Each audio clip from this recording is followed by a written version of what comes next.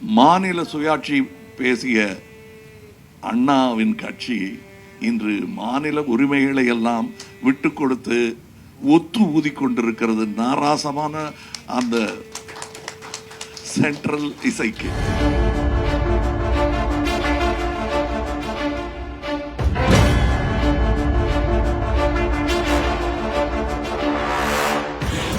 சித்தாந்தத்திற்கு அடிமையாய் போனவர்கள் மக்களுக்கு கேடு கட்டாலும் பரவாயில்ல, நாங்கள் சித்தாந்தத்தை விட்டுக் கொடுக்க மாட்டோம் என்று சொல்வது, சட்டம் இயற்றுவது மக்களுக்காகத்தான். அது மக்களுக்கு பயன்படவில்லை என்றால் அந்த சட்டத்தை மாற்ற வேண்டும்.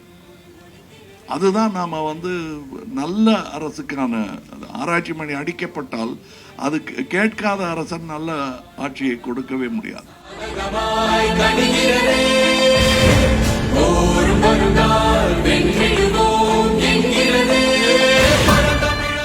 இந்த சென்ட்ரிசம் என்று நாங்கள் பெருமையாக சொல்லிக் கொள்ளும் விஷயம், அது வெளிநாட்டிலிருந்து நட் அண்ட் போல்ட் எல்லாம் கழட்டிட்டு வந்திருக்காங்க. இது இவங்களுடைய உண்மையான ஒரிஜினல் ஐடியா இல்லைன்றாங்க.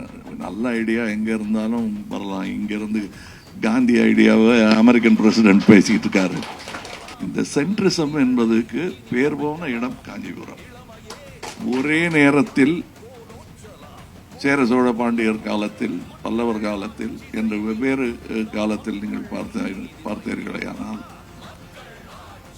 சைவ, வைணவ, சமண, பௌத்த, சாக்த வழிபாடுகளில் நம்பிக்கை உள்ளவர்கள் எல்லாம் ஒரே இடத்தில் உரத்த குரலில் பேசும் ஒரு சுதந்திரத்தையும் சௌகரியத்தையும் ஏற்படுத்தி கொடுத்த வள்ளுவர் சொன்ன அந்த நடுவு நிலைமை என்பதுதான் சென்ட்ரிசம்.